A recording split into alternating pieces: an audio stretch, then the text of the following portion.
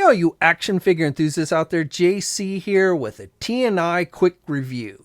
And for today, I'm going to be taking a look at the brand new DC Multiverse Lex Luthor and Power Suit figure from McFarlane Toys. Now for the packaging on this one, it's the same that we always see with the Multiverse line. You've got the black box, the figure is clearly displayed. You've got the DC Multiverse logo down below and the name of the character. On the sides of the packaging, you just have, again, the name of the character. And then on the back of the packaging, you've got an image of the actual figure. And then down below that, you've got to look at other figures in the line. All right, so let's get this open and take a look at what's inside.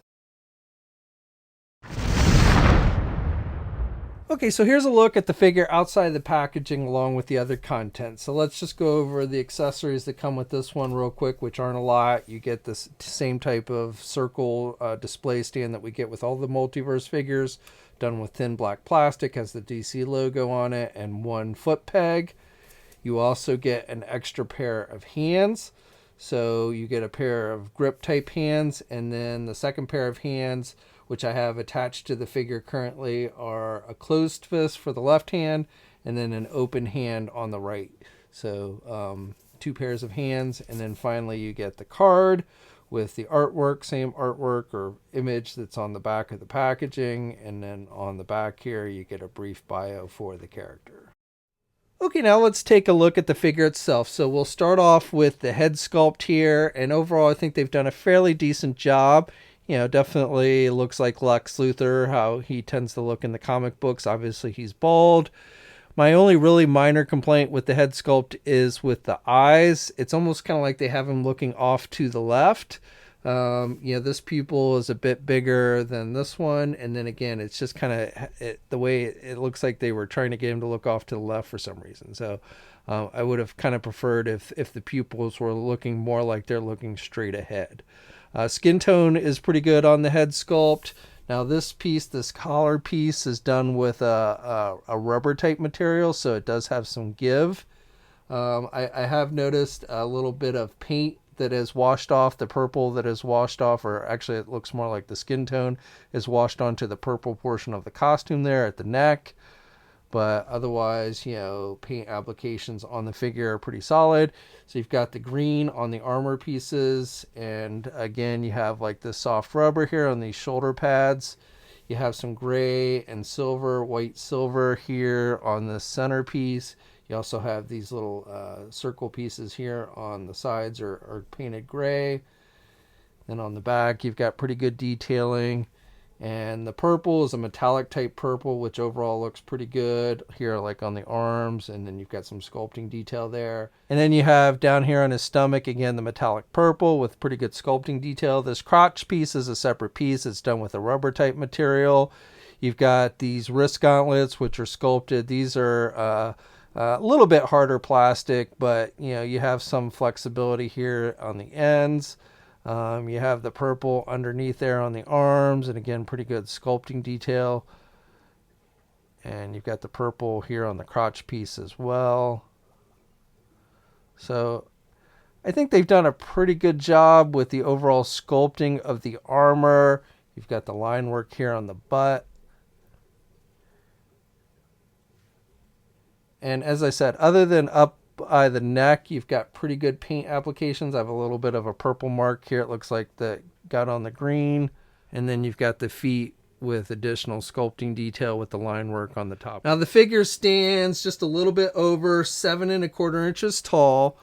I actually think he's a little bit on the tall side. So here's a comparison with the Superman figure. This is the first Superman figure they released in the line. And you can see Lex is actually taller than Superman. Even with the armor, I would consider them to be, about the same height. But I really don't see Lex Luthor being taller than Superman, unless he's got like one of the really big armors that he's tended to wear. But with this one, I really feel like he's generally, not much taller than he is normally. And so I feel like, him towering over Superman makes him a little bit tall. Now, for one other comparison, here's a look at the DC Icons. This is a 6-inch figure.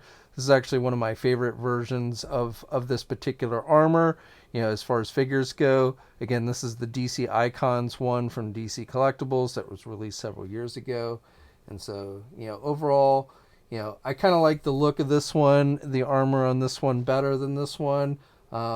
This one just, this figure, the McFarlane one, I think is just busier.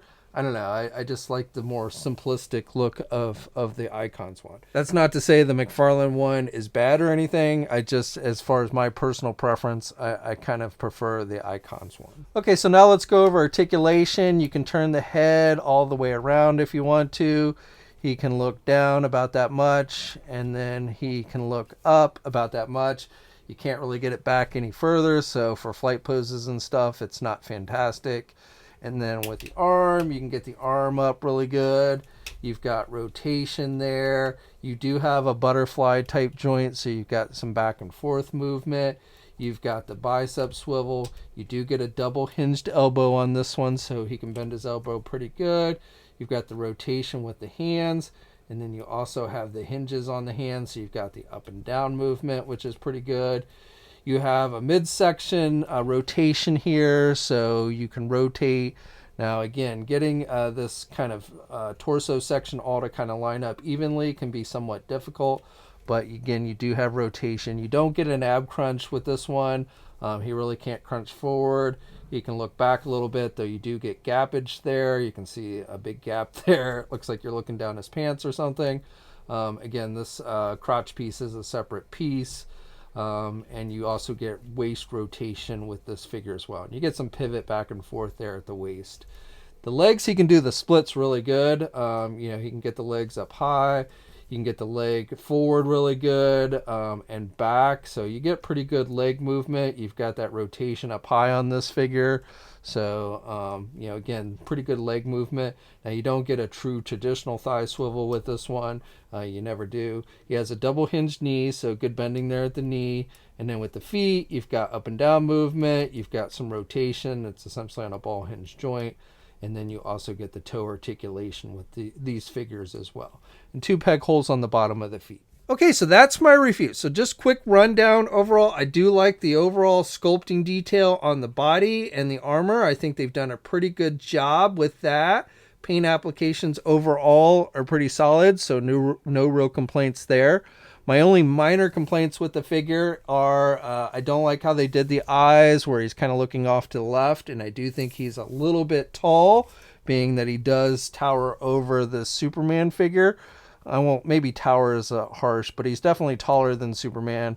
And again, I feel like this version of the armor really shouldn't be any taller than Superman. Maybe the same height, but not taller.